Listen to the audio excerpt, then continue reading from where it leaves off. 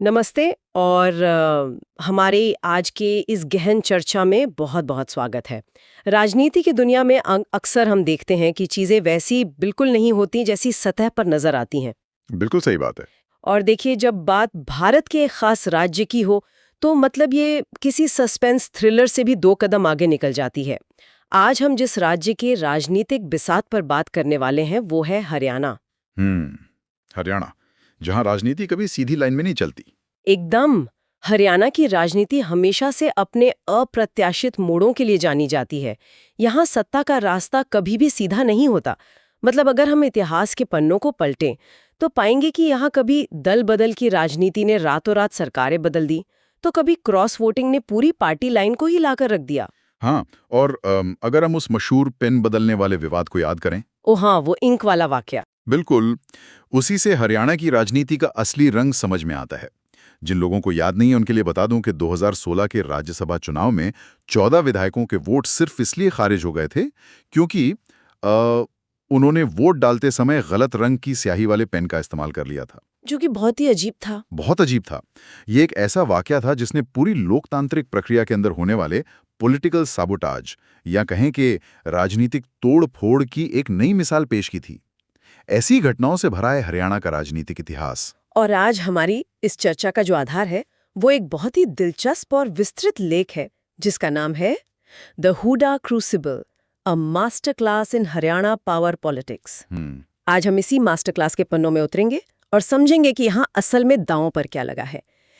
लेकिन इससे पहले कि हम इस राजनीतिक शतरंज की बिसात को बिछाना शुरू करें, एक बेहद जरूरी बात स्पष्ट करना चाहूंगी। हाँ, ये डिस्क्लेमर देना बहुत जरूरी है। बिल्कुल, क्योंकि ये एक विशुद्ध राजनीतिक विषय है, इसलिए हमारी इस चर्चा का उद्देश्य किसी भी राजनीतिक दल, नेता या किसी विचारधारा, चाहे वो वामपंथी हो या दक्षिणपंथी, का समर्थन या विरोध करना बिल्कुल नहीं है। हम यहाँ पूरी तरह से तटस्थ हैं। एकदम। हमारा काम केवल और केवल इस स्रोत सामग्री में दिए गए तथ्यों, विचारों और विश्लेषणों को निष्पक्षता के साथ सामने रखना है। मैं सहमत हूँ। राजनीति में भावनाएं अक्सर हावी हो जाती हैं, लेकिन हमारा मकसद सिर्फ धागों को सुलझाना है, किसी एक पक्ष का पलड़ा भारी करना नहीं। ठीक है, तो चलिए इसे थोड़ा खोलकर समझते हैं।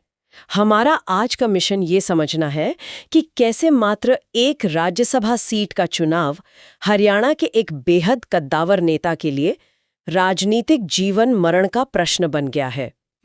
इस लेख में एक बहुत ही मजेदार मुहावरे का इस्तेमाल किया गया है कि यह चुनाव तय करेगा कि उनके लिए राजनीति में बल्ले बल्ले होने वाली है या फिर वो कल्ले कल्ले पड़ने वाले हैं। जो कि एक बहुत ही सटीक हरियाणवी मुहावरा है स्थिति के लिए। बिल्कुल, मतलब या तो वो निर्विवाद किंगमेकर साबित होंगे या फिर राजनीति के मैदान में बिल्कुल अकेले खड़े रह जाएंगे। तो सबसे पहले चुनावी मैदान के गणित पर बात करते हैं। 2 राज्यसभा सीटें खाली हैं, लेकिन मैदान में 3 उम्मीदवार अपनी किस्मत आजमा रहे हैं। जी हाँ, और यही वो जगह है जहां से सारा गणित और रणनीति खेल शुरू होता है। 2 सीटें और 3 उम्मीदवार। अगर हम उम्मीदवारों की बात करें तो भारतीय जनता पार्टी यानी भाजपा की ओर से संजय भाटिया मैदान में है। ठीक है। दूसरी ओर कांग्रेस ने करमबीर बौद्ध को अपना उम्मीदवार बनाया है। और जो तीसरा नाम है जिसने इस पूरे चुनाव के सीधे साधे गणित को एक पेचीदा पहेली बना दिया है, वो है सतीश नांदल का, जो कि एक निर्दलीय उम्मीदवार हैं। हाँ, वो एक निर्दलीय उम्मीदवार के रूप में उतरे हैं, लेकिन उन्हें भाजपा का खुला समर्थन प्राप्त है। देखिए, एक मिनट, राज्यसभा का चुनाव तो आम चुनावों जैसा नहीं होता जहां सीधे जनता वोट डालती है। यहाँ तो विधायक वोट करते हैं। तो अगर 2 सीटें हैं और 3 लोग हैं तो इसका सीधा मतलब है कि किसी एक का हारना तो तय है। बिल्कुल। थोड़ा इस गणित को समझाएं कि यहाँ असल में आंकड़े क्या कह रहे हैं। यहाँ जो बात सबसे हैरान करने वाली है वो ये है कि भाजपा के उम्मीदवार संजय भाटिया की जीत लगभग तय है। अच्छा। हाँ, राज्यसभा का चुनाव सिंगल ट्रांसफरेबल वोट प्रणाली के तहत होता है। इसमें विधायकों को अपनी प्रेफरेंस बतानी होती है, यानी पहली पसंद कौन, दूसरी कौन। एक सीट जीतने के लिए एक तय कोटे के वोटों की जरूरत होती है। अब अगर हम विधानसभा के वर्तमान आंकड़ों को देखें तो संजय भाटिया के पास पहली सीट जीतने के लिए पर्याप्त विधायकों का आंकड़ा मौजूद है। मतलब पहली सीट का फैसला तो एक तरह से बिना लड़े ही हो चुका है। एकदम सही। सारा का सारा खेल और सारी बिसात तो इस दूसरी सीट के लिए बिछाई जा रही है। असली लड़ाई, जो अब पूरी तरह से एक प्रतिष्ठा की लड़ाई बन गई है, वो इसी दूसरी सीट के लिए है। जहां करमबीर बौद्ध के सामने सतीश नांदल खड़े हैं। हाँ, और इसीलिए लेख स्पष्ट रूप से कहता है कि यह अब एक साधारण संसदीय प्रक्रिया या केवल वोट डालने की औपचारिकता नहीं रह गई है। तो अब इस दूसरी सीट के उम्मीदवारों पर थोड़ा बारीकी से नजर डालते हैं। हाँ, लेख का एक बड़ा हिस्सा कांग्रेस पार्टी और विशेष रूप से भूपेंद्र सिंह हुड्डा की साख की बात करता है। यहाँ ये बताया गया है कि कांग्रेस ने करमबीर बौद्ध को मैदान में उतारा है, लेकिन राजनीतिक गलियारों में जो चर्चाएं गर्म है वो ये है कि करमबीर बौद्ध को उम्मीदवार बनाने के फैसले में स्थानीय नेताओं से ज्यादा कांग्रेस के शीर्ष नेतृत्व और विशेष रूप से राहुल गांधी की बहुत अहम भूमिका रही है। अगर हम इसे बड़े नजरिए से जोड़कर देखें तो स्थिति की गंभीरता और दबाव दोनों समझ में आते हैं।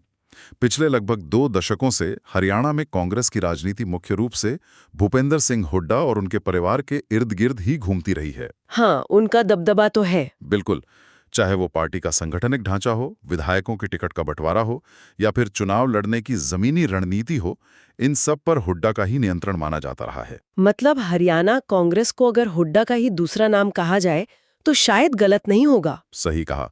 और इसीलिए जब शीर्ष नेतृत्व अपनी पसंद के किसी उम्मीदवार का चयन करता है तो उस उम्मीदवार को जितवाने की पूरी जिम्मेदारी उस राज्य के सबसे कद्दावर नेता पर आ जाती है, जो कि इस केस में हुड्डा है। हाँ, ये चुनाव अब सिर्फ एक सीट हासिल करने का नहीं रह गया है।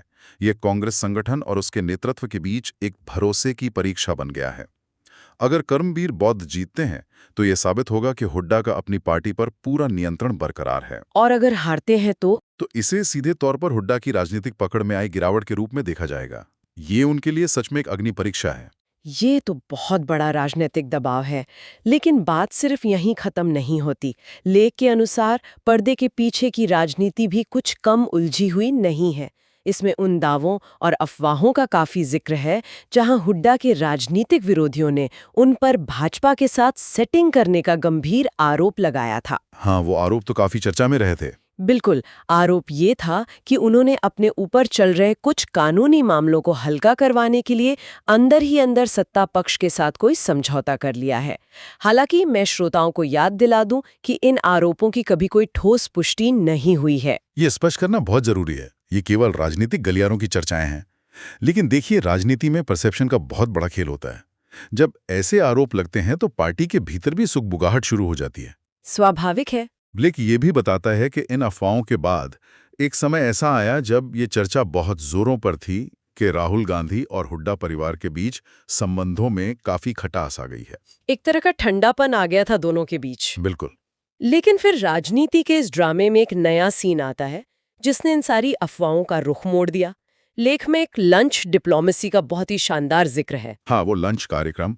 राजनीति में कोई भी कदम बिना सोचे समझे नहीं उठाया जाता। सही बात है। हाल ही में दिल्ली में हुड्डा निवास पर कांग्रेस नेताओं का एक बड़ा लंच आयोजित हुआ। इसमें हरियाणा कांग्रेस के लगभग सभी विधायक शामिल हुए। मतलब एक तरह से अपना शक्ति प्रदर्शन किया उन्होंने। बिल्कुल। इसने हाईकमान को एक बहुत ही स्पष्ट संकेत दे दिया कि तमाम अफवाहों के बावजूद हरियाणा में कांग्रेस की कमान आज भी हुड्डा के हाथों में ही है। तो उस एक लंच ने सारे राजनीतिक समीकरणों को फिर से हुड्डा के पक्ष में खड़ा कर दिया। जी, लेकिन इसी लंच ने उनके कंधों पर जिम्मेदारी का पहाड़ भी रख दिया। वो कैसे? क्योंकि अब कमान उनके हाथ में दिख रही है, तो इस चुनाव में पार्टी के उम्मीदवार को जीत दिलाना उनके लिए अपनी विश्वसनीयता को साबित करने की कसौटी बन गया है।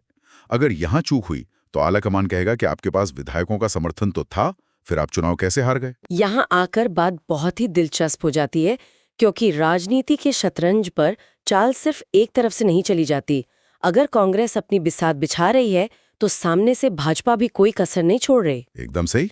लेख इस बात पर जोर देता है कि हरियाणा में चुनाव सिर्फ गणित से नहीं बल्कि मनोवैज्ञानिक रणनीति से जीते जाते हैं। और उस मनोवैज्ञानिक रणनीति का नाम है सतीश नांदल, जो निर्दलीय उम्मीदवार है। हाँ, उन्हें सीधे भाजपा का उम्मीदवार न बनाकर निर्दलीय के रूप में मैदान में उतारना एक कई विश्लेषकों की नजर में भाजपा की एक बहुत ही सोची समझी रणनीतिक चाल है। लेकिन अगर भाजपा को दूसरी सीट के लिए कुछ अतिरिक्त वोटों की जरूरत है तो वो सीधे अपना उम्मीदवार क्यों नहीं उतारते? एक निर्दलीय पर दांव लगाने का क्या फायदा है? इसका सीधा सा जवाब विधायकों के मनोविज्ञान में छिपा है। देखिए, एक निर्दलीय उम्मीदवार के लिए दूसरी पार्टियों के असंतुष्ट विधायकों से वोट मांगना ज्यादा आसान होता है। अच्छा, बजाय किसी पार्टी के आधिकारिक चेहरे के। बिल्कुल। अगर सतीश नांदेल सीधे भाजपा के टिकट पर होते तो कांग्रेस के विधायकों ने वोट देने से हिचकिचाते हैं। सीधे विरोधी पार्टी को वोट देना बगावत कहलाता है, लेकिन एक निर्दलीय और स्थानीय चेहरे के पीछे लामबंदी करना ज्यादा आसान हो जाता है। तो ये कांग्रेस विधायकों को बगावत करने का एक सेफ पैसेज देने की रणनीति है। हाँ, और इसके अलावा लेख स्थानीय समीकरणों का भी गहरा विश्लेषण करता है। इसमें महेश कौशिक जैसे स्थानीय नेताओं और रोहतक क्षेत्र की राजनीतिक गतिविधियों का विशेष रूप से जिक्र किया गया है। तो ये रोहतक का समीकरण इस चुनाव को कैसे प्रभावित कर रहा है? रोहतक ऐतिहासिक रूप से हुड्डा का गढ़ माना जाता है, लेकिन कोई भी गढ़ हमेशा अभेद्य नहीं रहता। स्थानीय स्तर पर छोटे नेताओं की अपनी महत्वाकांक्षाएं होती हैं। महेश कौशिक जैसे नेताओं का इस खेल में शामिल होना ये दर्शाता है कि रोहतक बेल्ट में कांग्रेस के भीतर भी असंतोष है, जो टिकट की आस लगाए बैठे होंगे। बिल्कुल। और राज्यसभा चुनाव ऐसे असंतुष्ट नेताओं के लिए अपनी अहमियत साबित करने का सबसे सुनहरा मौका होता है। सतीश नांदल बीसी इलाके से आते हैं, तो वो इन स्थानीय दरारों का पूरा फायदा उठाने की कोशिश कर रहे हैं। और यहीं पर वो सबसे बड़ा डर सामने आता है जिसका जिक्र हमने शुरुआत में उस इंक वाले विवाद के साथ किया था, क्रॉस वोटिंग। हाँ, वो डर तो हमेशा रहता है। लेख के अनुसार अगर कांग्रेस के विधायक एकजुट रहते हैं तो करमबीर बौद्ध आसानी से जीत जाएंगे, लेकिन हरियाणा का इतिहास कुछ और ही कहानी कहता है। क्रॉस वोटिंग का मतलब है अपनी ही पार्टी के उम्मीदवार के खिलाफ जाकर गुप्त रूप से दूसरे को वोट दे देना। अब यहाँ एक और तकनीकी पेच आता है जिसे व्हिप कहते हैं। हाँ, पार्टी का जो सख्त आदेश होता है। जी, लेकिन राज्यसभा चुनाव में वोटिंग गुप्त मतदान के जरिए होती है। विधायक कोई न कोई तकनीकी खामी निकालकर, जैसे गलत जगह टिक लगा देना या गलत स्याही का इस्तेमाल करना, अपने वोट को जानबूझकर इनवैलिड करवा सकते हैं, जिससे उनकी विधानसभा सदस्यता भी बच जाती है और पार्टी का उम्मीदवार भी हार जाता है। बिल्कुल, यही वो क्रॉस वोटिंग का डर है। कांग्रेस के विधायक हुड्डा से नाराज होकर या किसी दबाव में अपना वोट खराब कर सकते हैं। तो इस सब का असल मतलब क्या है? हम इतनी देर से रणनीति, लंच डिप्लोमेसी और क्रॉस वोटिंग की बात कर रहे हैं। इस एक चुनाव का इन बड़े नेताओं के करियर पर क्या असर पड़ने वाला है? इस लेख में इस पूरे परिदृश्य को 3 अहम स्तरों में बांटकर समझाया गया है। पहला स्तर है कांग्रेस संगठन की एकजुटता की परीक्षा, कि क्या वो एकजुट हैं या बिखरे हुए हैं? हाँ। दूसरा स्तर है राहुल गांधी के फैसले की साख। अगर उनके द्वारा चुना गया उम्मीदवार हार जाता है तो शीर्ष नेतृत्व की समझ पर सवाल उठेंगे। और तीसरा स्तर? राजनीतिक पकड़। और यहीं पर बात वापस उस बल्ले बल्ले और कल्ले कल्ले वाले मुहावरे पे आ जाती है। एकदम सही। लेख समझाता है कि अगर हुड्डा अपने विधायकों को एकजुट रखने में कामयाब हो जाते हैं और जीत दिला देते हैं तो यह उनके नेतृत्व की बहुत बड़ी विजय होगी। राज्य की राजनीति में उनकी स्थिति सबसे मजबूत हो जाएगी। इसी को बल्ले बल्ले कहा गया है। लेकिन अगर पासा उल्टा पड़ा तो? अगर क्रॉस वोटिंग हो गई? अगर ऐसा हुआ और कांग्रेस ये सीट हार गई तो ये कांग्रेस के लिए एक भूकंप से कम नहीं होगा।